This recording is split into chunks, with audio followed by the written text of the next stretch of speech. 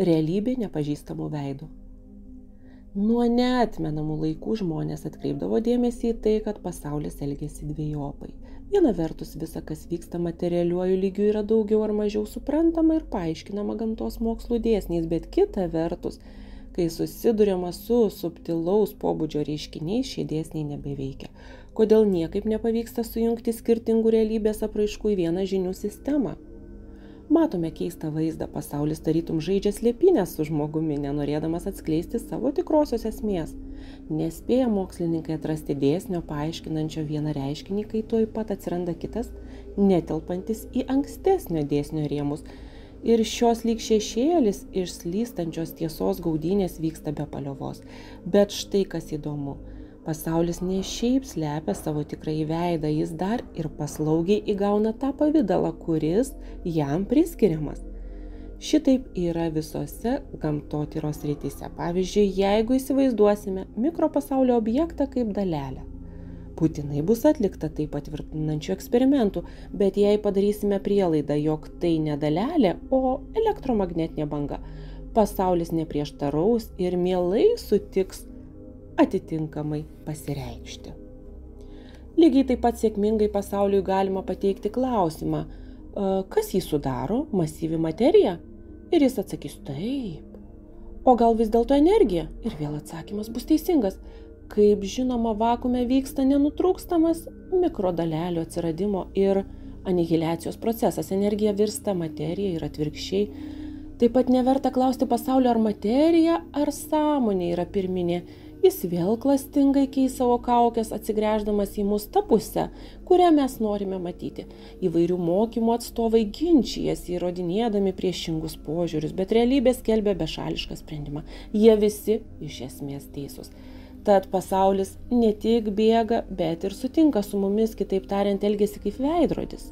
Jame atsispindi visos mūsų tikrovės sampratos, kad ir kokios jos būtų. Bet tada visi mėginimai paaiškinti realybės prigimtį bergždi.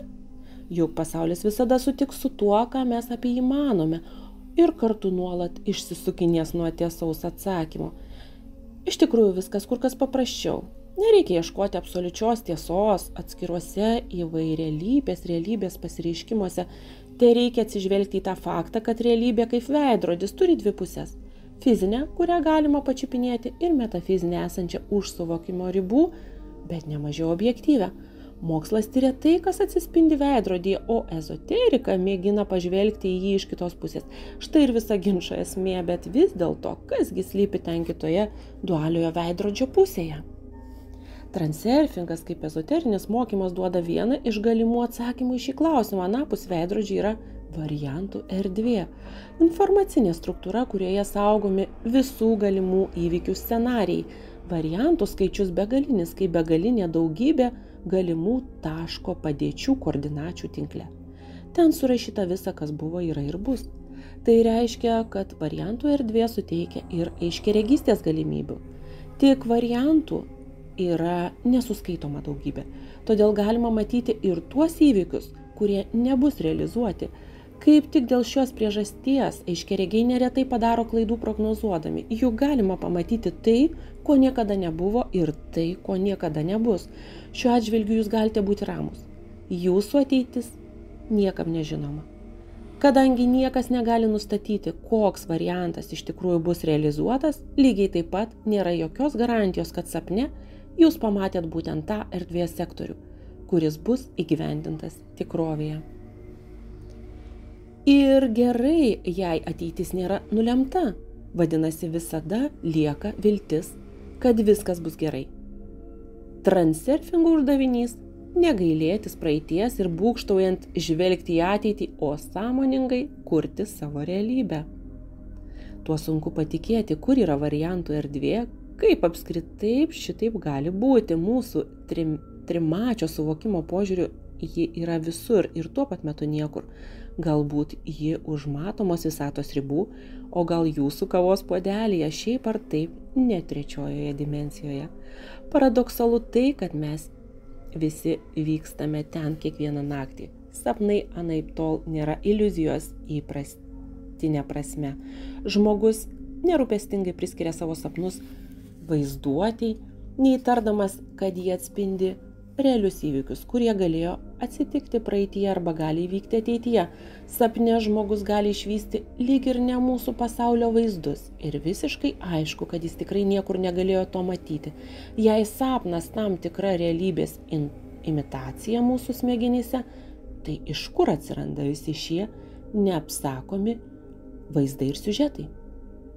Jeigu sąlygiškai visa, kas sąmoninga žmogaus psichikoje, priskirsime protui, o tai, kas nesąmoninga sielai, galėsime sakyti, kad sapnas tai sielos skrydis variantų erdvėje. Protas neįsivaizduoja savo sapnų, jis juos iš tikrųjų mato. Sielai prieinamas informacijos laukas, kur visi scenarijai ir dekoracijos saugomi stacionariai, tarsi kadrai kino juostoje. Laiko fenomenas pasireiškia tik kino juostai judant. Protas atlieka stebėtojo ir idėjų generatoriaus funkcijas. Atmintis taip pat tiesiogiai susijusi su variantų erdve. Jau įrodyta, kad smegenys fiziškai negali apriepti visos informacijos, kurią žmogus sukaupia per savo gyvenimą. Kaipgi joms pavyksta įsiminti? Dalykas tas, kad smegenys saugo ne pačią informaciją, o savotiškus variantų erdvėje esančių duomenų adresus. Žmogus nieko neprisimena iš savo ankstesnių gyvenimų, nes kai fizinis kūnas miršta, adresai sunaikinami, bet tam tikromis sąlygomis adresai gali būti atkurti. Protas negali sukurti nieko iš esmės naujo, jis tegali surinkti naują namo versiją iš senų kaladėlių. Visus mokslo atradimus ir meno šedevrus protas gauna iš variantų erdvės, tarpininkaujant sielai. Aiškiaregystė ir intuityvios žinios irgi iš ten. Mokslo atradimas, rašė Einšteinas, padaromas anaiptol nelogišku būdu. Logiška forma jam suteikiama tik vėliau, jį išdėstant. Atradimas net mažiausias, tai visada praregėjimas. Rezultatas ateina iš šalies ir taip netikėtai, lyg jį kas nors būtų pakuždėjęs. Nereikia painioti variantų erdvės su žinoma bendrojo informacinio lauko, kuriame vienas objektas gali perduoti duomenis kitam sampratą. Variantų erdvė tai stacionari matrica, struktūra nulemianti visą, kas yra ir galėtų įvykti mūsų pasaulyje. Susitaikius su mintimi, kad vienu metu egzistuoja dvi realybės pusės, fizinė ir metafizinė, pasaulio paveikslas darosi vis aiškesnis. Kai veidrodžio paviršiuje šie du realybės aspektai susiliečia, atsiranda fenomenų, kuriuos įprasta priskirti prie paranormalių arba kol kas neišaiškintų reiškinių. Akivaizdus tokio dviejų realybės pavidalų sąlyčio pavyzdys yra korpuskulinis banginis dualizmas, kai mikroobjektas atrodo ir kaip banga, ir kaip dalelė. Bet puikiausias pavyzdys esame mes patys. Gyvos būtybės jungiančios savyje vienu metu ir tai, kas materialu, ir tai, kas dvasinga. Tam tikrą prasme mes gyvename didžiulio dualiojo veidrodžio paviršiuje. Vienoje jo pusėje yra mūsų materialioji visata, o kitoje driekiasi juoda variantų erdvė, begalybė. Esant tokiai unikaliai padėčiai, būtų mažiausiai neįžvalgu gyventi, vadovaujantis tik įprastinę pasaulėžiūrą ir naudotis tik vieną fizinę realybės pusę. Žmogaus minčių energija tam tikromis sąlygomis gali materializuoti tą ar kitą variantų erdvės sektorių. Pasiekus būseną, kuri transurfinge vadinama sielos ir proto vienove, atsiranda nesuvokiama stebuklinga galia, išorinis ketinimas. Visa, ką įprasta priskirti magijai, tiesiogiai susiję su išoriniu ketinimu. Naudodamiesi šią galę, senovės burtininkai statė Egipto piramidės ir darė kitus stebuklus. Ketinimas pavadintas išoriniu, kadangi yra ne žmoguje ir todėl nepavaldus jo protui. Tiesa, tam tikros sąmonės būklės žmogui jis gali būti prieinamas. Pajungus savo valiai, šią galingą jėgą galima atlikti nepaprastus darbus. Šiuolaikiniai žmonės seniai prarado sugebėjimus, kurių turėjo senovės civilizacijų, pavyzdžiui, Atlantidos gyventojai, senovės žinių, skeveldros pasiekė mūsų dienas, pakrikų ezoterinių mokymų ir praktikų pavidalu. Panaudoti šias žinias kasdienėme gyvenime pernelyg sunku. Nors esama praktinio realizavimo keblumų, Atskleisti išorinio ketinimo įvaldymo paslaptį gana lengva. Ją sužinoti padeda reiškinys vadinamas sąmoningu sapnavimu. Įprastinėme sapne įvykiai klostosi nepriklausomai nuo proto valios. Kol sapnuojantysis nesupranta, kad miega, jis negali valdyti to, kas vyksta. Žmogus yra visiškoje nesąmoningo sapno valdžioje. Jis jam atsitinka. Bet tereikia žmogui suprasti, kad tai viso labo tik sapnas ir atsiskleidžia nepaprasti jo gebėjimai. Sąmoningame sapne nėra nieko neįvykdomo. Galima valdyti įvykius savo ketinimo gale ir daryti stebuklingus dalykus, pavyzdžiui, skraidyti. Sugebėjimas valdyti sapną pasireiškia, kai žmogus suvokia save sapne realiosios tikrovės atžvilgiu. Šioje suvokimo pakopoje žmogus turi atramos tašką, realybę, į kurią jis gali grįžti nubudęs. Savo ruožtų realybė panašiai į nesąmoningą sapnavimą nemiegant. Žmogus yra aplinkybių valdžioje ir jo gyvenimas tampa atsitiktinumų grandinė. Žmogus neprisimena savo ankstesnių gyvenimų ir neturi atramos taško, nuo kurio galima pakilti į kitą suvokimo pakopą. Tačiau padėtis netokia jau ir beviltiška. Transurfinge yra aplinkinis kelias, kuriuo einant vis dėlto galima priversti veikti išorinį ketinimą. Žmogus gali formuoti savo realybę, tik reikia laikytis tam tikrų taisyklių. Šiaip jau žmogaus protas nesėkmingai mėgina paveikti atspindį veidrodyje, nors reikia pakeisti patį vaizdą. Vaizdas yra žmogaus minčių kryptis ir pobūdis. Kad norai virstų tikrovę, vien tik norėti maža. Reikia, kad vaizdas vienoje veidrodžio pusėje pagal tam tikrus parametrus sutaptų su atitinkamu variantų erdvės sektoriumi kitoje pusėje. Bet ir tai dar ne viskas. Būtina žinoti, kaip elgtis su veidrodžiu, o jis beje nepaprastas ir labai keistas.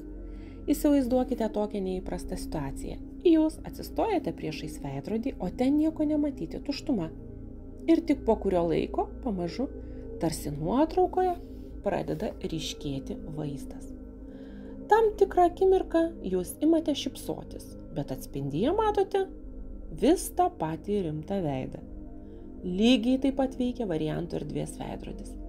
Tik vėlinimo laikas ten kur kas ilgesnis, todėl pokyčių neįmanoma suvokti.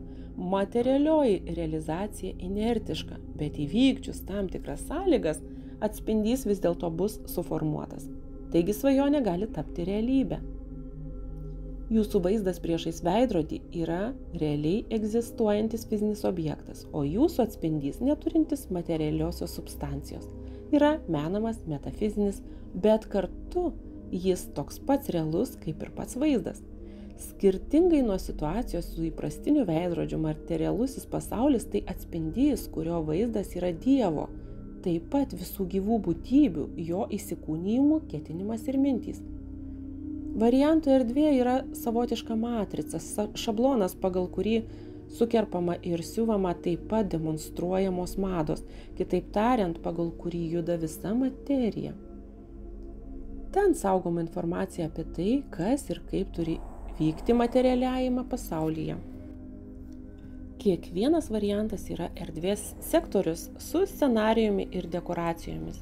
Tai yra materijos judėjimo trajektorija ir forma. Kitaip sakant, sektorius nustato, kas kiekvienu konkrečiu atveju turi vykti ir kaip atrodyti.